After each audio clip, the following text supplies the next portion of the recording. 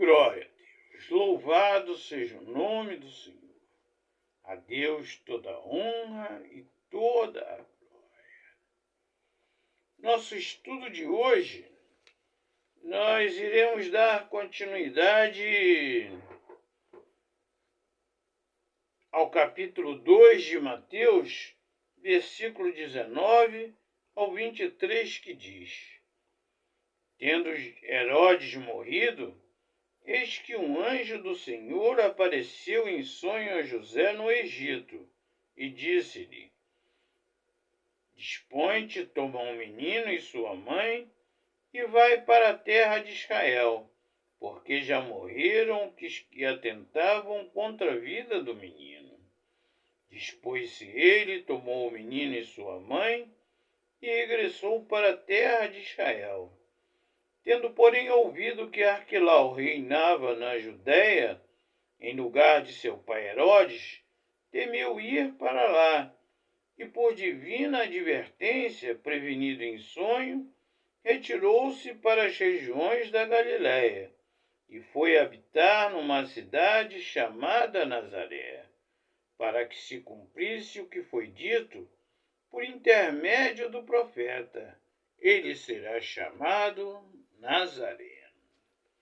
Então, nós vemos aqui, nesta passagem, que Jesus, ele foi alguém destinado a um projeto maravilhoso e sem tamanho que Deus criou para que toda a humanidade, através da fé em Jesus Cristo, pudesse receber a salvação. Todos aqueles que crescem em Jesus Cristo como único e suficiente Salvador. E Jesus foi destinado para este grande projeto de Deus, o plano da salvação da humanidade. E Deus permitiu ao diabo e alguns homens tentassem impedir essa tarefa, mesmo eles não sabendo como ela seria realizada. Se eles soubessem, eles não teriam tentado.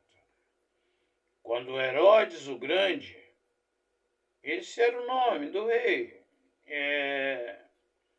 e sinceramente eu acredito que ele pode ser chamado de grande, sim, mas não como um grande homem, e sim como um grande assassino. Ele mandou matar muitas crianças, pois matou dezenas, centenas e talvez até milhares de crianças, pois foram crianças de 2 anos para baixo, de Belém e dos arredores, todos os meninos. Ele mandou matar porque os magos disseram que havia nascido o rei de Israel. E ele temeu perder o seu cargo, perder os benefícios e ser despojado, rebaixado, passar a ser um servo em vez de rei. Então diz em Jeremias 31:15, assim diz o Senhor, uma voz se ouviu em Ramá, lamentação, choro amargo. Raquel chora seus filhos, não quer ser consolada, quanto a seus filhos, porque já não existem. Então aqui fala sobre uma mulher, Raquel, mas foram dezenas e centenas de mulheres que choraram a morte dos seus filhos por causa de um rei que é chamado grande, mas era um covarde. Sim, um covarde. Uma pessoa que faz mal a outra e a crianças, a mães, apenas porque ela acha que ela é alguma coisa importante. Mas, infelizmente, nós vemos muito isto no nosso mundo. As pessoas se acham melhores e maiores que as outras e acham que têm direito de fazer qualquer coisa que venha à sua cabeça, por ter um cargo, por ter uma posição social, ou até mesmo por apenas ter dinheiro. Elas acham que podem fazer qualquer coisa com quem quiser. Queremos novamente ressaltar a fé de José e a sua obediência, pois avisado pelo anjo do Senhor em sonhos, ele tomou Maria e Jesus, ainda criança, e voltou para Israel. Mas novamente foi advertido em sonhos que Arquelau, filho de Herodes, reinava na Judéia. Temeu e foi para a Galiléia, e foi morar em Nazaré, uma pequena cidade sem importância.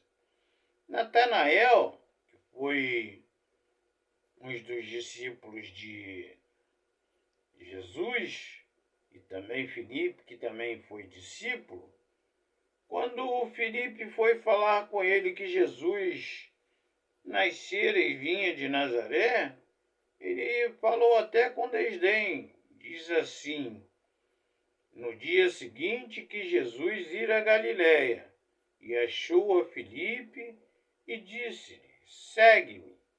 E Filipe era de Betsaida, cidade de André e de Pedro. Filipe achou Natanael e disse-lhe: havemos achado aquele a quem Moisés escreveu na lei e os profetas, Jesus de Nazaré, filho de José. E disse-lhe Natanael: pode vir alguma coisa boa de Nazaré? Disse-lhe Filipe: vem e vê. João 1, 43, 46.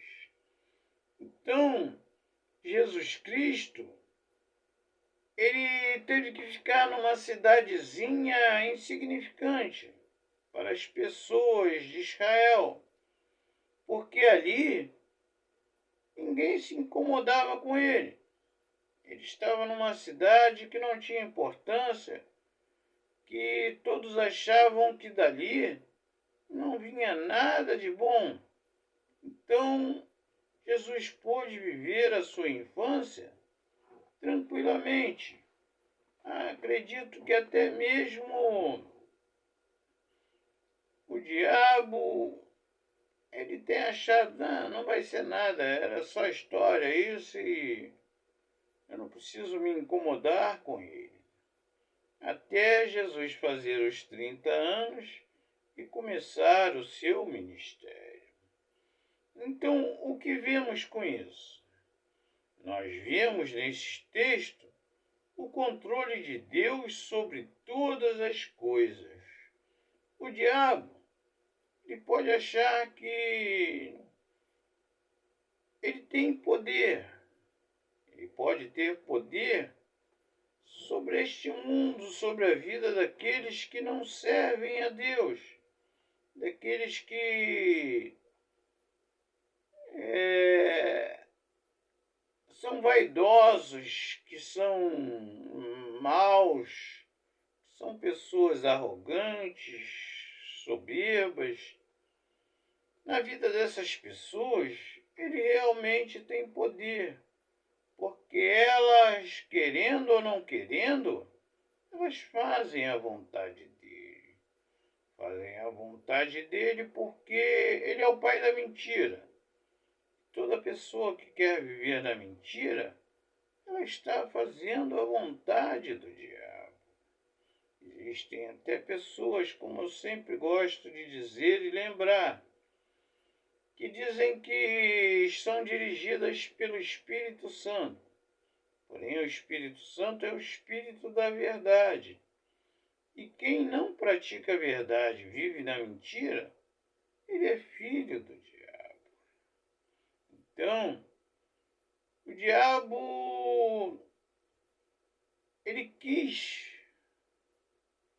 de todas as formas, atrapalhar o plano da salvação. Ele quis destruir Jesus Cristo, matar Jesus Cristo. Mas ele não sabia como era o plano da salvação. Por isso ele tentou de todas as formas destruir a Cristo. Ele usando a soberba e a maldade dos governantes para tentar matar a Jesus Cristo desde a infância. Ele caminhou exatamente como Deus queria. Sem saber, ele caminhou como Deus queria. Se ele soubesse que era através da morte que Jesus traria a salvação ao mundo, ele mesmo teria lutado contra tudo e contra todos para proteger Jesus da morte. Ele não teria usado os fariseus, saduceus, escribas, os líderes religiosos, para levarem Jesus até a cruz do Calvário. Ele não teria, porque se ele soubesse que a salvação viria a cada um de nós que cresce em Jesus Cristo como único e suficiente Salvador, através da morte na cruz, ele não teria. Mas ele não sabia. Ele não sabia como o plano da salvação seria executado. Por isso, ele, desde o nascimento de Jesus, fez tudo para que Jesus fosse morto, não chegasse a cumprir a sua missão. Uma missão, como já dissemos, que ele não sabia qual era. E novamente nós vimos José fazendo tudo o que Deus lhe revelou em sonhos. Tudo que Deus mostrou, José não ficou perguntando, por quê? Por que assim? Não pode ser de outro jeito? Porque tem que passar por isso, porque eu tenho que fazer isso, por causa disso. Não, José, ele simplesmente obedeceu. E isto é importante para cada um de nós vermos que nós lemos a Bíblia, nós ouvimos coisas que parecem que não tem como entender, que não tem como